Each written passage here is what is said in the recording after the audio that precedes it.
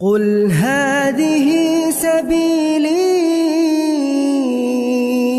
أدعو إلى الله. Assalamualaikum warahmatullahi wabarakatuh. Alhamdulillah kita ketemu lagi di channel pemberantas kemaksiatan kaum muslimin.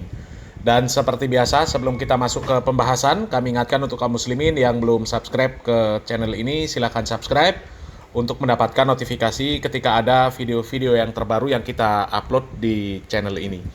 Dan untuk yang sudah subscribe, kami ucapkan jazakumullahu khairan katsira. Dan kaum muslimin, kita kembali membahas tentang Bahar Smith kaum muslimin. Dan sebenarnya ini isu lama, ya, isu lama. Akan tetapi tetap kita bahas karena isu-isu yang seperti ini tetap dimanfaatkan oleh para Ba'alawi untuk membuat provokasi. Ini video dari Bahar Smith, ya, yang mengkritik Pak Deddy Mulyadi, berusaha menjegal Pak Deddy Mulyadi dengan isu-isu sara. Ya, disebutkan Pak Deddy Mulyadi pembuat patung, pembuat kesyirikan, ya, jangan sampai terpilih, kalau terpilih nanti Jawa Barat jadi kota kesyirikan dan sebagainya. Ya. Dan kami disclaimer, kami tidak membela apa yang dilakukan oleh Pak Deddy Mulyadi, yaitu membuat patung, kemudian membuat ritual-ritual, ya, terhadap patung tersebut. Ya. Dan kami juga tidak serta-merta 100% menyalahkan Bahar Smith ketika memberikan kritikan bahwa membuat patung, kemudian melakukan ritual-ritual terhadap patung, itu adalah bentuk kesyirikan. Kami tidak menyalahkan. Ya. Sebenarnya kritikan Bahar ini benar, ya, asalkan kritikannya disampaikan dengan cara yang benar, kemudian dia juga tidak tebang pilih, ya, tidak tebang pilih. Dan tidak memanfaatkan kritikan-kritikan tersebut hanya untuk gerakan politik saja, untuk menjatuhkan lawan politik dan untuk mengangkat, ya, tokoh politik yang didukung oleh Bahar.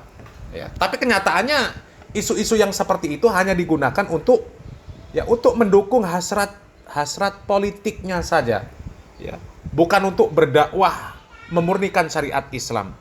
Terbukti, ya, Bahar Smith ketika melihat yang seperti itu, ya, dilakukan oleh Pak Deddy Mulyadi, dia kritik habis-habisan. Karena apa? Karena Pak Deddy Mulyadi berseberangan dengan Ba'alawi. Sementara kalau yang melakukan orang lain, bahkan Ba'alawi sendiri, Bahar Smith mingkem, nggak mengkritik, ya, nggak mengkritik. Ya, artinya yang kita kritik ini adalah cara Bahar Smith mengkritik dan juga tujuan Bahar Smith mengkritik, serta tidak netralnya Bahar Smith di dalam mengkritik hal-hal yang memang sebenarnya yang dia kritik sebenarnya benar. Ya, akan tetapi dia tidak netral. Ya, kalau orang yang berseberangan dengan Ba'alawi dia kritik, yang tidak berseberangan dengan Ba'alawi justru tidak dikritik, malah didukung. Ya, kan kacau kaum muslimin, ya. Bahkan kalau kita berbicara masalah kesyirikan, ya, Ba'alawi kesyirikannya sangat luar biasa, ya. Dan nanti ada dibahas juga di dalam video ini kaum muslimin, ya.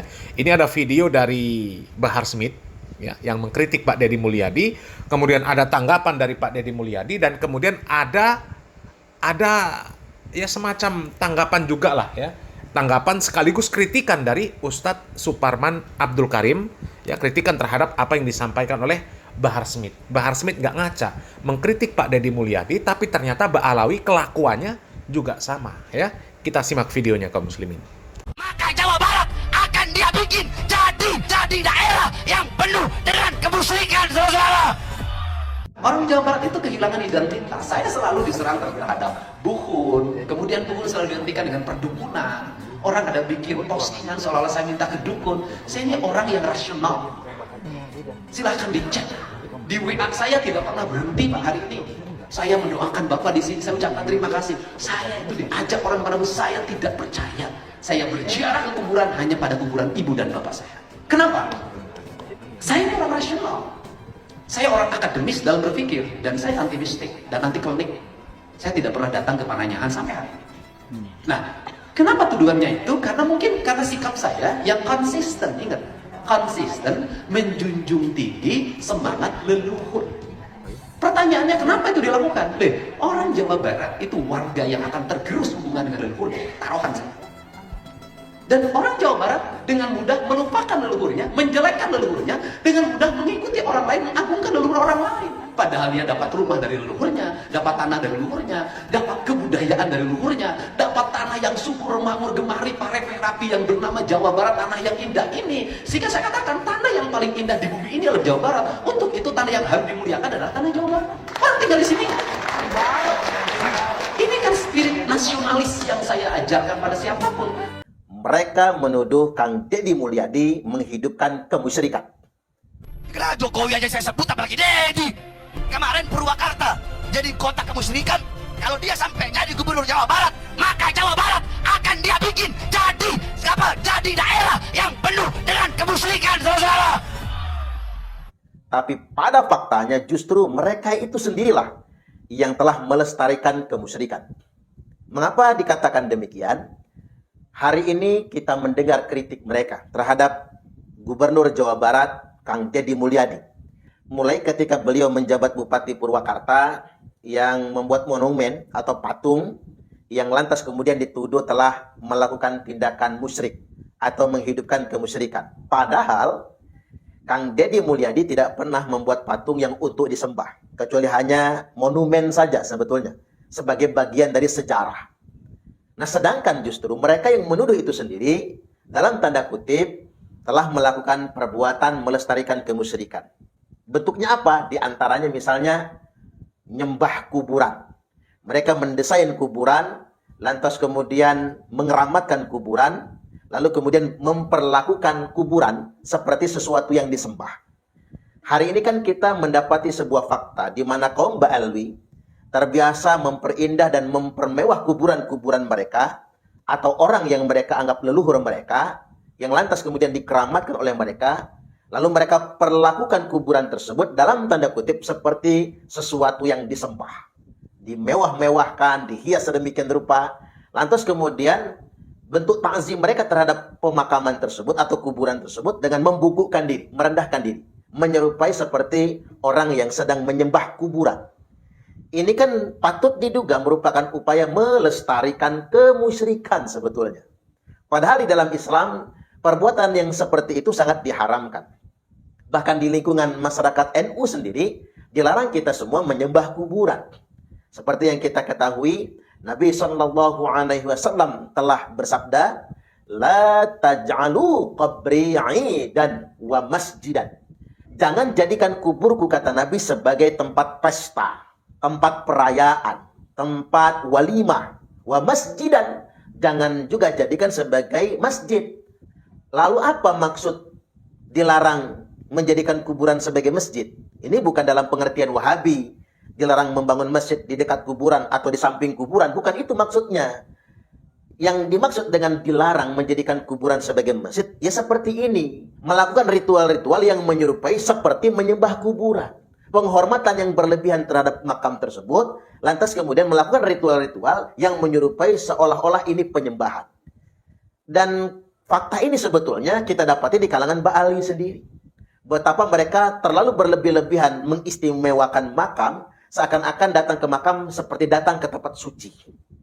Bahkan kita menjumpai fakta di Yaman sendiri, di Tarim sendiri, ada makam yang mereka klaim sebagai makam Nabi Hud alaihi salam.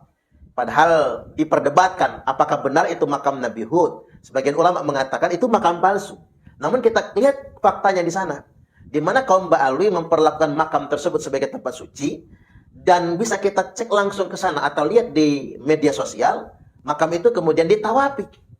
Jadi makam Nabi Hud di Yaman tersebut menyerupai seperti Ka'bah Baitullah. Orang datang ke sana seolah-olah datang ke kota suci, lantas kemudian orang yang berziarah ke makam tersebut seolah-olah dia sedang tawaf di sekeliling Ka'bah. Ini fakta. Nah, perilaku ini siapa yang mengajarkan? Ya kalangan Ba'alwi sendiri. Bahkan kemudian di antara mereka mengklaim makam Faqih Muqaddam Muhammad bin Ali Ba'alwi, atau yang terkenal dengan istilah Faqih Muqaddam, yang katanya bisa mi'raj dalam satu malam itu 70 kali. Di makamnya itu seperti makom Nabi. Di sana seolah-olah ada raudhahnya di sana.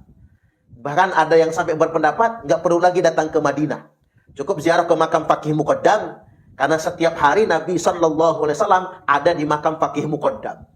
Dan berdoa di dekat makam Faqih Muqaddam itu sama dengan berdoa di raudhah. Jadi makam Faqih Muqaddam ini sudah menandingi makam Nabi sebetulnya. Raudhahnya juga sudah menandingi raudhah yang ada di Masjid Nabawi. Nah, ini apa namanya? Ini sama saja dengan membangun sebuah doktrin, lantas kemudian melakukan sakralisasi terhadap makam, dan pada akhirnya kemudian menciptakan model kemusyrikan di makam-makam yang dikatakan keramat tersebut. Jadi alih-alih menuduh Kang Deddy Mulyadi telah melakukan kemusyrikan, justru mereka sendiri yang telah melestarikan kemusyrikan. Kita lihat faktanya bagaimana mereka mengistimewakan dan memperlakukan secara berlebih-lebihan makam-makam leluhur mereka. Dan ini kenyataan sebetulnya.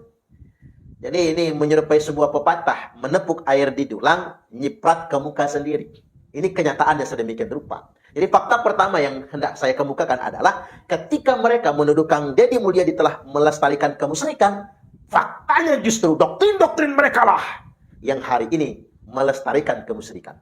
Dan fakta kedua yang harus kita ketengahkan pada kesempatan kali ini, ketika mereka sendiri melarang orang lain beribadah kepada selain Allah, orang harus semata-mata menjadi hambanya Allah. Tapi faktanya, kaum kabib-kabib Ba'ali menjadikan mereka warga agama kelas 1 dengan kasta tertinggi, lantas kemudian menjadikan muhibbin mereka dalam tanda kutip seolah-olah menjadi budak-budak mereka.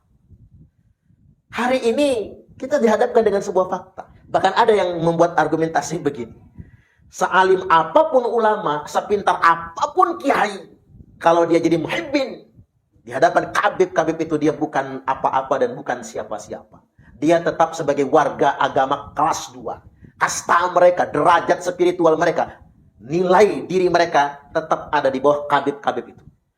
Nah, paham seperti ini, doktrin seperti ini kan jelas melestarikan kemusyrikan sebetulnya. Menghadirkan patronasi yang tidak semestinya kepada Allah Subhanahu wa Ta'ala. Itulah mengapa kemudian Nabi Sallallahu Alaihi Wasallam coba menegaskan ketika peristiwa Futuh Mekah untuk menghapus feodalisme gaya Arab jahiliyah itu.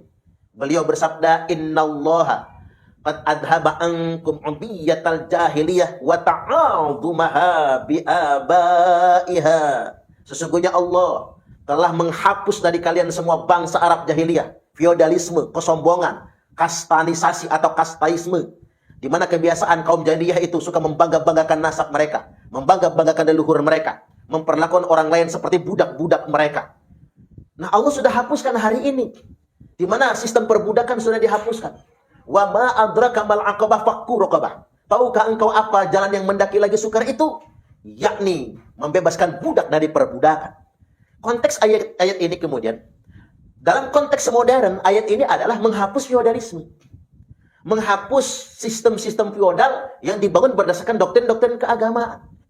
Kalau dulu agama memberantas perbudakan, nah hari ini kita memberantas perbudakan yang mengatasnamakan agama. Apa namanya? Ketika orang merasa kelannya lebih mulia daripada orang lain. Itu kan namanya perbudakan. Entoh kemudian mengaku-ngaku sebagai cucu Rasulullah. Dalam darah aneh mengalir darah Rasulullah. Lucu-lucu. Di zaman yang sudah semodern ini sudah generasi Gen Z loh.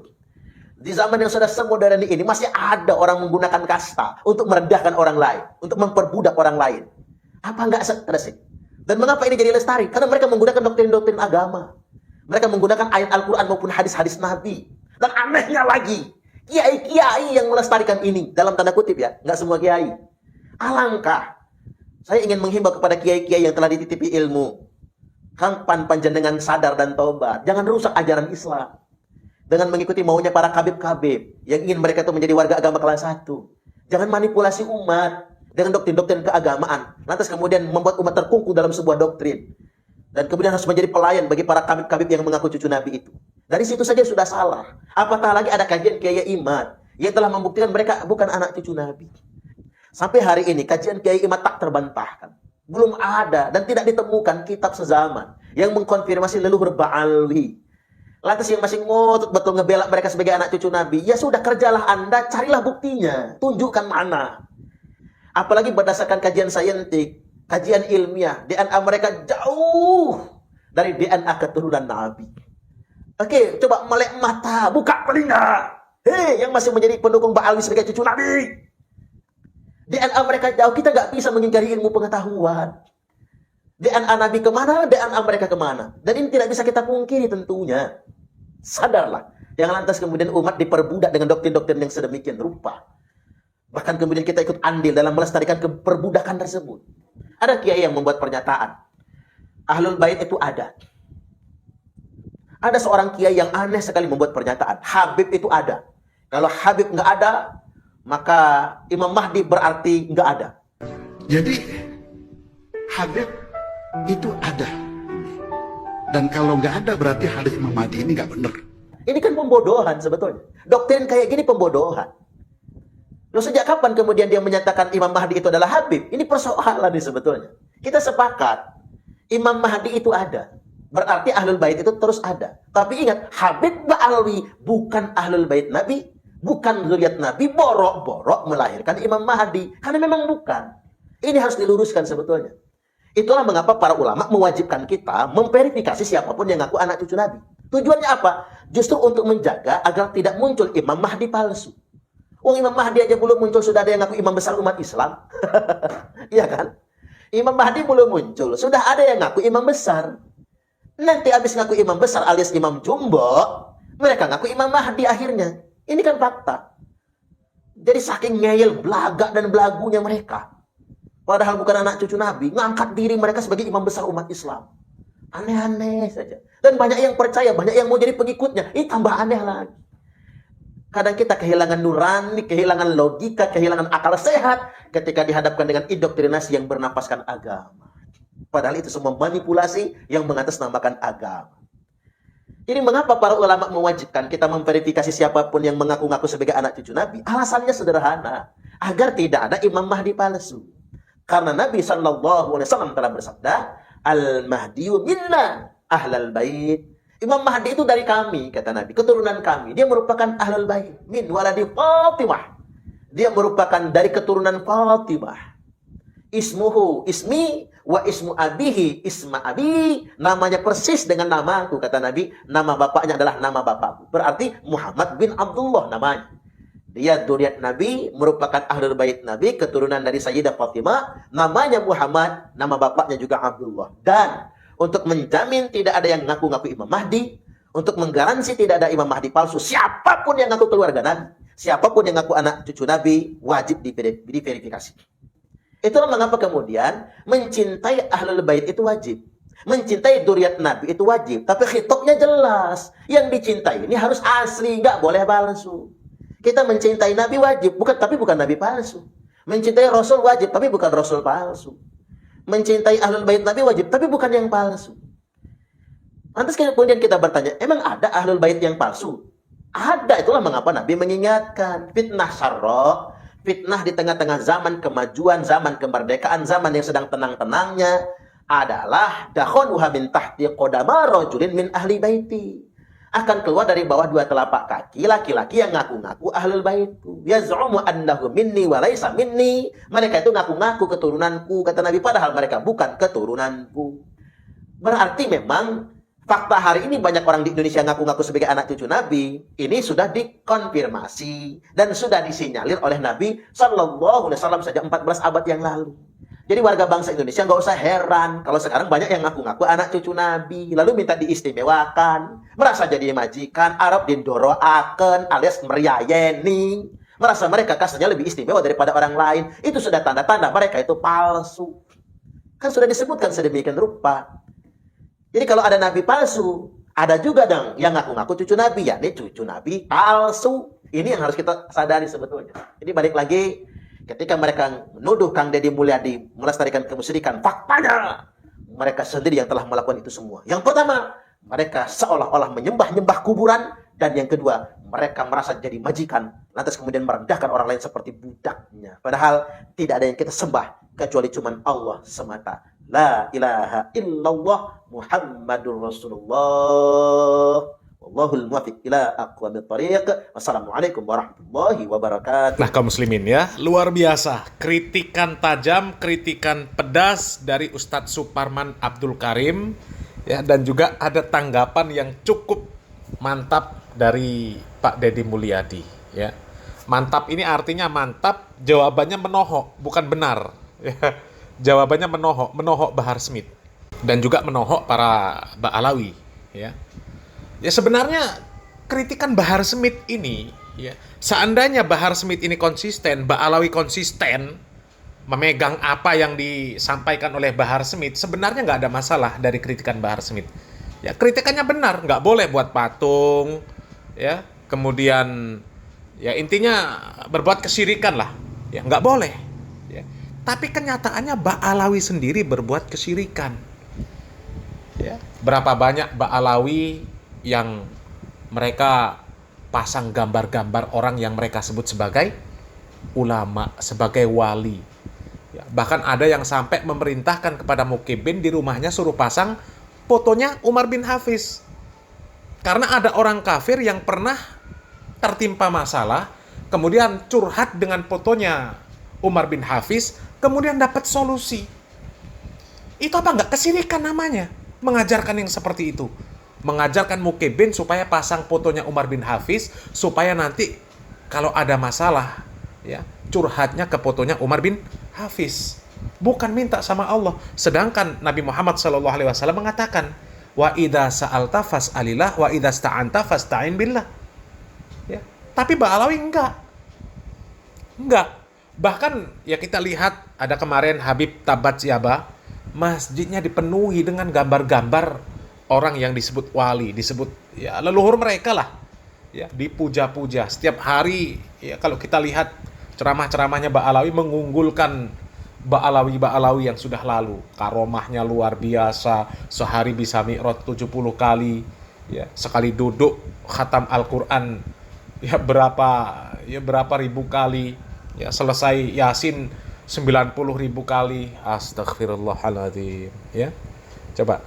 Ya. Dan satu yang menarik sebenarnya kaum muslimin dari videonya Ustadz Suparman Abdul Karim tadi kaum muslimin, ya. Ini seharusnya menjadi cambuk juga untuk orang-orang Nahdlatul Ulama. Ya.